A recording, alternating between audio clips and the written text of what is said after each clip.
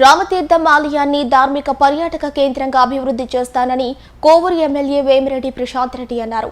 విడవలూరు మండలం శ్రీ కామాక్షి సమేత రామలింగేశ్వర స్వామి కళ్యాణోత్సవంలో పాల్గొనేందుకు రామతీర్థం గ్రామానికి విచ్చేసిన ఎమ్మెల్యే ప్రశాంత్ రెడ్డికి ఆలయ అర్చకులు పూర్ణకుంభంతో స్వాగతం పలికారు. పార్వతీ పరమేశ్వర్లను దర్శించుకుని ఆమె ప్రత్యేక పూజలు చేశారు.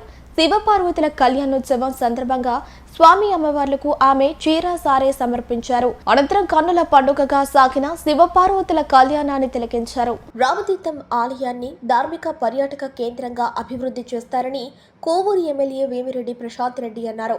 విడవలూరు మండలం శ్రీ కామాక్షి సమేత రామలింగేశ్వర స్వామి కళ్యాణోత్సవంలో పాల్గొనేందుకు రామతీర్థం గ్రామానికి విచ్చేసిన ఎమ్మెల్యే ప్రశాంత్ రెడ్డికి ఆలయ అర్చకులు పూర్ణకుంభంతో స్వాగతం పలికారు. పార్వతీ పరమేశ్వర్లను దర్శించుకుని ఆమె ప్రత్యేక పూజలు చేశారు. శివపార్వతుల కళ్యాణోత్సవం సందర్భంగా స్వామి అమ్మవార్లకు ఆమె చీర సారె సమర్పించారు.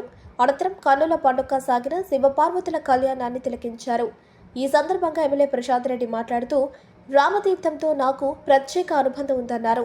సరిగ్గా ఏడాది క్రితం రామతీర్థం నుంచి తన ఎన్నికల ప్రచారం ప్రారంభించిన విషయాన్ని ఆమె గుర్తు చేస్తారు. ఆధ్యాత్మిక వేడుకలు మన సంస్కృతి సాంప్రదాయాల గొప్పతనాన్ని చాటి చెబుతాయన్నారు.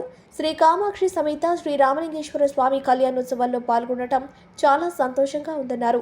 ఈ సందర్భంగా రామలింగేశ్వర స్వామి ఆలయ అభివృద్ధికి కృషి చేస్తారన్నారు.